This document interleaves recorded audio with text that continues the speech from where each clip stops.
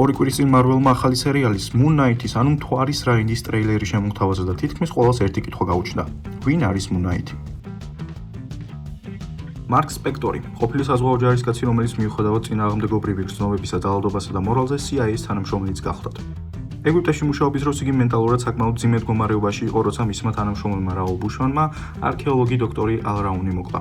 არქეოლოგის შვილისა და კოლეგის მარლენ ალ რაუნის გადარჩენის შემდეგ ასევე ბუშმანმა სასიკვდილო დაჭრა სპექტორი, რომელიც თავშესაფრის პოვნას ახერხებს არც მეტი არც ნაკლები ეგვიპტური მთვარის ღმერთის კონშუს ქანდაკების პირისპირ მყოფ სამარხში. სპექტორი კვდება, თუმცა მალევე სრულიად ჯანმრთელი გაცოცხლდება. ის ამტკიცებს, რომ კონშუს სურს იგი მთვარის რაინდი იყოს, რომელიც თავის ძალადობრივ დანაშაულებს გამოისყიდის უდანაშაულოების დაცვისა და შურისძიების გზით. თავდაპირველი ისტორიები კომიქსებში მიყვება ნარატივს, რომ მარკი გაცოცხლების შემდეგ უბრალოდ გაგიჟდა, თუმცა მოგვიანებით ხდება ცნობილი, რომ კონშუ ნამდვილია და ერთ-ერთი არსებაა სხვა განზომილებიდან, რომელსაც ადამიანთა უძველესი რასის წარმომადგენლები აღმერთებდნენ. შეერთებულ შტატებში დაბრუნებისთანავე სპექტორი მთელ თავის თანაზოგს კრიმინალთან საბრძოლოდ იყენებს და ხდება მთვარის რაინდი, რომელსაც ეხმარებიან ჟან-პოლ დუშამპი და მერლინ ალ რაუნი, მომავალში მისი შეყვარებული და ასევე მისი ქალიშვილის დედა. თავის ბრწყინვალედ შემოსილ ალტერ ეგოსთან ერთად სპექტორი სხვა იდენტობებსაც იყენებს სხვადასხვა სოციალური წრიდან ინფორმაციის მოსაპოვებლად. მილიარდელი ბიზნესმენი და ჰოლივუდის ვარსკვლავი სტივენ გრანტი, ტაქსის მძღოლი ჯეიკ ლოქლი და კონსულტანტი მისტერ ნაითი. კომიქსებში მოგვიანებით გაირკვა, რომ მთვარის რაიც იდენტობის დისოციაციური აშლილობა აწუხებს და რომ მისი ზემოთხსენებული იდენტობები გრანტი და ლოქლი მის ტვინში ბავშვობიდან არის დალექილი, ხოლო შემდგომი იდენტობები, მათ შორის უსახელო წითელთმიანი გოგონა და ასტრონავტი მის სრულწლოვანებაში.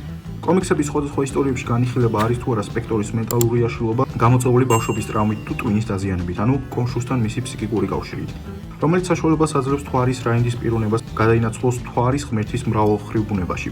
მოგზაური, მკვლევარი, განტაცებელი და მცველი მათი, ვინც ღამით მოგზაურობს. კონშუ ამტკიცებს, რომ ფსიქიკური კავშირი, რომელიც მას და მთვარის რაინდს აკავშირებს, შექმნა მაშინ, როცა სპექტორი ჯერ კიდევ ბავშვი იყო. აწლობით ადრე, სანამ იგი მზად იქნებოდა გამხდარიყო მისი ავატარი დედამიწაზე, კონშუს მარცხენა მუხტი. მისი ისტორიების უმრავლესობაში მთვარის რაინდს არ აქვს ზებუნებრივი ძალები, მხოლოდ იშვიათად მისტიკური ხედვები მის გონებაში. მისი ბრძოლა მის ფიზიკურ მომზადებაზე, ინტელექტზე, მოწინავე ტექნოლოგიებსა და საბრძოლო ხელოვნების ექსპერტად ყოფნაზეა დაყრდნობილი. მას მერე სპექტორი მთვარის რაინდი გახდა, იგი რამდენჯერმე კიდევ მოკვდა, თუმცა ყოველ ჯერზე გაცოცხლდა კონშუს წყალობით. ცნობია რამდენჯერ არის შესაძლებელი მისი გაცოცხლება. გარკვეული დროის განმავლობაში მის ძალას და ტკივილის ატანას შეეძლო ზეადამიანურ დონეებს მიაღწია მთვარის ფაზების მიხედვით, თუმცა ეს უნარი მოგვიანებით გაქრა. მთვარის რაინდი არის უმაღლესი დონის ათლეტი, გამოცდილი აკრობატი, რომელიც გამოირჩევა თავისი საბრძოლო სტრატეგიით. სპექტორი ასევე შესანიშნავი მძღოლია, რომელსაც თვითმფრინავის მართვა შეუძლია. ამერიკელი საზღვაო ჯარისკაცის მოკრივის და ზაქირავებული მებრძოლის ცხოვრებისეული მომზადებისა და გამოცდილების წყალობით მარკ სპექტორი გახდა ოსტატი ხელშართული ბრძოლის, იარაღების, კრივის, კუნგ-ფუს, ძიუდოს, კარატეს, ნინჯუცუს, სავატეს და მუაი-ტაის. მთვარის რაინდის საბრძოლო სტილი მოიცავს სხვადასხვა საბრძოლო ტექნიკის ელემენტებს და მეტწილად ეყრდნობა ადაპტირებას, გარემოს თავისასარგებლოდ გამოყენებას, ოპონენტების დაშინებას და ტკივილისა და ტრავმის გარკვეული დონის თავის-თავზე მიღებას. ისე ძლიერ ბოროტმოქმედსაც კი, როგორც ტასკმასტერია, რომელსაც მოწინააღმდეგის საბრძოლო მოძრაობების დაკოპირება შეუძლია, ურჩევნია არ გაიმეოროს სპექტორის ილეთები, რადგან მას ხშირად დარტყმის დაბლოკასა ნაცელას თავის-თავზე მიღება ურჩევნია. მთვარის რაინდი ასევე მაღალი დონის წამებისა და ტკივილის ატანის უნარს ფლობს. ნახევარმთვარის ისრები მთვარის რაინდის მთავარი იარაღია, რომლებიც ადამანტიუმისგანაა შექმნილი. ისინი ზუსტად შურიკენებივით ფუნქციონირებენ. სპექტორი ისრების მარაგს ქამრის ორივე მხარის ბალთაზე ინახავს. ისრების როლის გარდა ახლო ბრძოლაში საკმაოდ გამოსადეგია. დიზაინი, რა თქმა უნდა, ასახავს ნახევარმთვარის და კონშუს მიერ არის შთაგონებული.